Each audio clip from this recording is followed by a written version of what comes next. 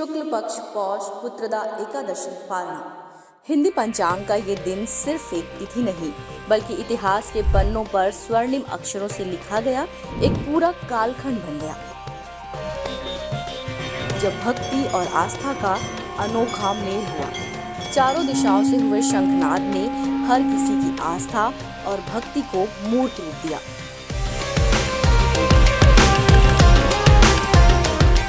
सकल ब्रह्मांड, सूर्य और ऋतु सभी साक्षी बने उस ऐतिहासिक पल की, जब भगवान श्री राम का अयोध्या में राज तिलक हुआ। अयोध्या का ये विहंगम दृश्य, भव्य मंदिर और भगवान राम की भक्ति एक बार फिर से गूंजने लगी है। जब 22 जनवरी 2025 को अयोध्या में भगवान राम मंदिर के प्राण प्रतिष्ठा को पूरे 1 साल हो गए, सभी भक्तों की तरह सी पॉजिटिव भी भगवान राम मंदिर की प्राण प्रतिष्ठा का साक्षी बना।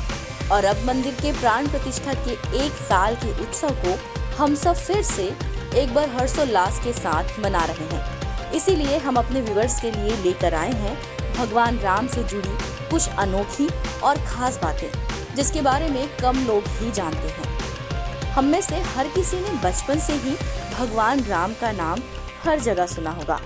आप और हम भी भगवान राम को दिन में एक बार जरूर याद कर लेते हैं। पर क्या आपको पता है भगवान राम के नाम का अर्थ? दरअसल राम शब्द संस्कृत के रम और घम से मिलकर बना है। रम का अर्थ है रमना या समा जाना और घम का अर्थ है ब्रह्मांड का खाली स्थान। इस तरह राम का अर्थ है सकल ब्रह्मांड में निहित या रमा हुआ तत्व, यानी चराचर में विराजमान स्वयं ब्रह्मा। वहीं गायत्री मंत्र का भी राम अक्षर से काफी गहरा संबंध है। गायत्री मंत्र में 24 अक्षर होते हैं और वाल्मीकि रामायण में 24,000 श्लोक हैं। रामायण के हर 1000 श्लोक के बाद आने वाले पहले अक्षर से गायत्री मंत्र बनता है। भगवान राम की एक बहन भी है जिसके बारे में कम ही लोगों को पता है। दरअसल भगवान राम की बहन का नाम शांता था। वो आयु में राम और उनके भाइयों से काफी बड़ी थी। उनका उल्लेख रामायण के कई संदर्भों में मिलता है। रामायण में भले ही लक्ष्मण की पत्नी उर्मिला के बारे में कम ही जिक्र हो, लेकिन उन्होंने भगवान राम के वनवास को पूरा करने में महत्वपूर्ण भूमिका निभाई थी। ग्रंथों में इस बात का उल्लेख मिलता है कि वनवास की पहली रात को जब राम और सीता सो रहे थे तो निद्रा देवी लक्ष्मण के सामने प्रकट हुई।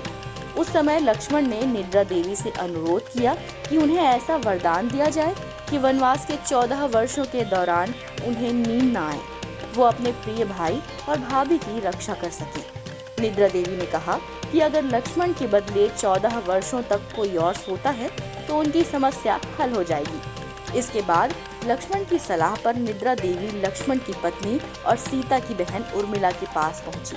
उर्मिला ने लक्ष्मण के बदले सोना स्वीकार कर लिया और वो पूरे 14 वर्षों तक सोती रही। भगवान राम ने जिस वन में अपना वनवास काटा उसे दंडक वन कहते हैं। ये वन लगभग 35,600 वर्ग मील में फैला हुआ था, जिसमें वर्तमान छत्तीसगढ़, उड़ीसा, महाराष्ट्र और आंध्र प्रदेश के कुछ हिस्से शामिल थे। इसे दंडकारण्य यानी कि दंडक का वन कहते हैं। उस समय ये वन सबसे भयंकर राक्षसों का घर माना जाता था, इसीलिए इसका नाम दंडकारण्य था, जहाँ दंड का अर्थ सजा देना और अरण्य का अर्थ वन है। इसीलिए छत्तीसगढ़ में भगवान राम के वनवास के दौरान के कई साक्ष्य मिलते हैं। राम ने सरयू नदी में डुबकी लगाकर पृथ्वी लोक का परित्याग किया था। ऐसा माना जाता है कि जब सीता ने पृथ्वी के अंदर समाहित होकर अपने शरीर का परित्याग कर दिया तो उसके बाद राम ने सरयू नदी में जल समाधि लेकर पृथ्वी लोक का परित्याग किया था। राम नाम का 3 बार उच्चारण हजारों देवताओं को स्मरण करने के समान होता है। ऐसा इसलिए क्योंकि भगवान शिव भी ध्यानावस्था में भगवान राम के नाम का ही उच्चारण करते हैं। अब बात करते हैं भगवान राम के अयोध्या में बने मंदिर के बारे में। ये मंदिर आधुनिक वास्तुकला और परंपरा का अद्भुत उदाहरण है।